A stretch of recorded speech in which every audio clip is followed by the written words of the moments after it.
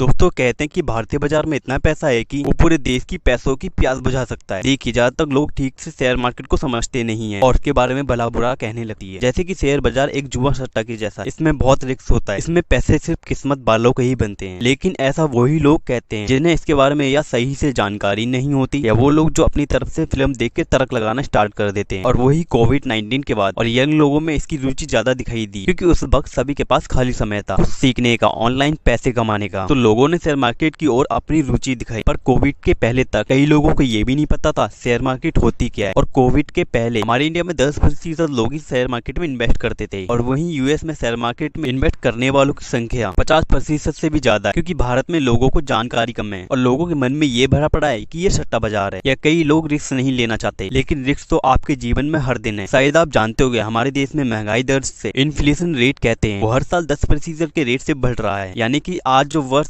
100 रुपए की है वो अगले साल 110 रुपए की हो जाएगी। और पेट्रोल डीजल के दाम आप सब देख ही रहे हैं, और हर आदमी अपना पैसा बैंक में डालकर ये सोचता है कि हमने सेविंग की है। पर बात को थोड़ा समझिए कि बैंक में जमा करने से वो पैसा बढ़ेगा तो बिल्कुल नहीं, बल्कि इस महंगाई के जमाने में उल्टा घट जाए, क्योंकि सेविंग अकाउंट 3% का ब्याज देता है, करंट अकाउंट तो कुछ देता ही नहीं, एफडी में भी सिर्फ 5% का ब्याज देता है, कुछ बैंकों में ही। और अगर आप अपने पैसे को बैंक या एफडी में रखने की सोच रहे हैं, इससे आप सालाना 5 से 6% घाटे में ही रहोगे। और रियल एस्टेट और गोल्ड में आपको 8 से 9% की रिटर्न मिलती है। लेकिन एक घर और जमीन सोना खरीदने में भी अच्छी खासी रुपयों की जरूरत पड़ती है। इतना पैसा एक मिडिल क्लास फैमिली या फिर किसी स्टूडेंट के पास नहीं होता है। बट आप शेयर मार्केट में भी मिनिमम बैलेंस से भी निवेश कर सकते हैं। सर वॉरेन बफेट जी को, जिन्हें किंग ऑफ इन्वेस्टिंग कहा जाता है, जिनकी पूरी वेल्थ सिर्फ इन्वेस्टिंग से ही ग्रो हुई है, उन्होंने ये कहा था कि मैंने इन्वेस्टिंग महज 13 साल की उम्र में ही चालू कर दी थी, लेकिन मुझे लगता है कि मैंने इन्वेस्टिंग काफी देर में चालू की है। खैर आपको सिर्फ थोड़ा स्मार्टली वर्क करना पड़ेगा, जिससे आप भी अपनी अच्छी खासी वेल्थ क्रिएट कर सकोगे। अब आते हैं हम मेन पॉइंट पर कि शेयर मार्केट आखिर क्या होता है और काम कैसे करता है। दोस्तों शेयर मार्केट का मतलब है हिस्सेदारी बाजार, जहाँ पे शेयर का मतलब होता है हिस्सेदारी और मार्केट का मतलब बाजार। जैसे हम बाजार जाकर सामान सब्जी वगैरह खरीदते हैं, वैसे हम कंपनी की हिस्सेदारी को खरीदते हैं और बेचते हैं। दोस्तों अब हम बात करते हैं शेयर बाजार काम कैसे करता है। इससे पहले एक सिंपल एग्जांपल से समझते हैं। ये बिल्कुल आपके अपने बाजार जैसा ही है, या आप ये कह सकते हैं कि ये एक ऑक्शन मार्केट की तरह है। ऑक्शन मार्केट मतलब नीलामी बाजार, जहाँ कुछ यूनिक सामान की नीलामी की जाती है और खरीदने वाला बोली लगाकर उस सामान को खरीद लेता है। अगर उस सामान की वैल्यू ज्यादा है, जिस इंसान की बोली सबसे ज्यादा हो, वो सामान उसका हो जाए। इसे एग्जांपल में हम अपनी सब्जी बाजार से समझते हैं। तो ठंडियों में अंडों की मांग ज्यादा बढ़ जाती है, जिसे हम डिमांड कहते हैं, और वहीं गर्मियों में या किसी फेस्टिवल जैसे नवरात्रि दिवाली की समय अंडों की कीमत सस्ती हो जाती है, क्योंकि इसकी मांग कोई नहीं करता। और मतलब कि जिस वस्तु की सप्लाई ज्यादा है मांग कम है, और जस्ट इसके अपोजिट ऐसा ही बिल्कुल शेयर मार्केट भी काम करता है। जिन शेयर की डिमांड ज्यादा होती है तो उसकी कीमत में भी बढ़ोतरी होती है, जिन शेयरों की डिमांड कम होती है, इसे कोई लेना नहीं चाहता, तो उसकी कीमत गिरते जाती है। अब हम बात करते हैं शेयर बाजार में निवेश कैसे करें। दोस्तों भारत में प्रमुख 2 एक्सचेंज है। एक्सचेंज मतलब आप एक दुकान समझ सकते हैं, जहाँ भारत की कुल 5000 से भी ज्यादा कंपनियां शेयर खरीदारी और बिकवाली की लिस्ट होती है। तो इनमें से है एक पीएससी और दूसरा है एनएससी। का पूरा नाम है नेशनल स्टॉक एक्सचेंज। दोस्तों सैंक्शन बीएससी लिस्टेड कंपनी कीमतियों को दिखाता है, और निफ्टी 50 एनएससी कंपनी कीमतियों को दिखाता है। सेंसस में भारत की सबसे 30 बड़ी कंपनियां शामिल होती हैं, और निफ्टी 50 में 50 टॉप की कंपनियां शामिल होती। जब पहले के जमाने में इंटरनेट उतना नहीं था, तो लोगों को शेयर खरीदने के लिए एनएससी बीएससी जाना पड़ता था, लेकिन आज सब कुछ प्रोसेस ऑनलाइन हो गया है।